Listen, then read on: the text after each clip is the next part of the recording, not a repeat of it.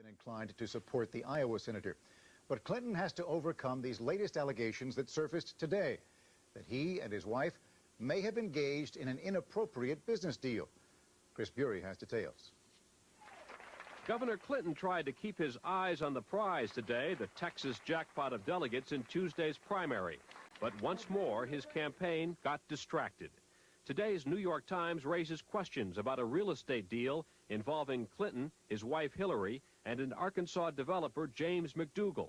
In 1978, the Times says they entered a joint venture to develop Ozark vacation property. The deal raises questions, according to the Times, because it claims the Clintons were under little financial risk. And as governor, Clinton was in business with McDougal, who also owned a failing savings and loan, regulated by the state and represented by Hillary Clinton's law firm. This afternoon, Clinton responded. When I entered this real estate development with Jim McDougal, he was not in the S&L business. As for the role of Clinton's wife, Hillary, her law firm represents a lot of clients who have business with the state, but she has never intervened in the substance of any matter relating to state regulation.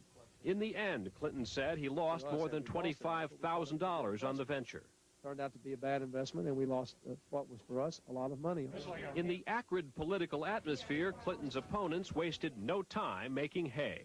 The idea that you're in a business relationship with someone you regulate, I think, is an error in judgment. What it shows is that Bill Clinton thinks he's above the law.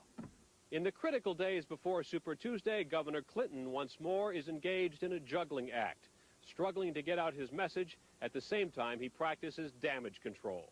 Chris Bury, ABC News, Austin. And that they would hate to see her, and that they would hate to see her in front of a jury. So therefore, the Justice Department's goal was to have Judicial Watch's case shut down. Eric Holder has since appeared on national television and said that he's conducting the investigation of Chinagate. Eric Holder making the statements that Ms. Hill was a persona non grata. Eric Holder, who admittedly recommended as U.S. attorney, and he supervised our case.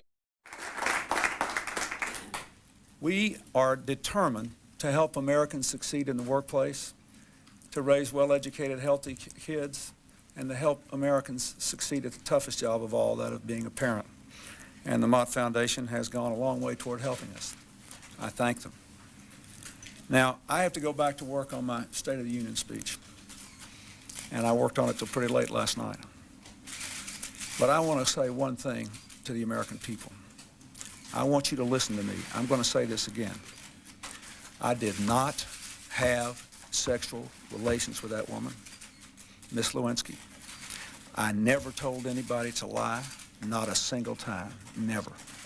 These allegations are false, and I need to go back to work for the American people. Thank you.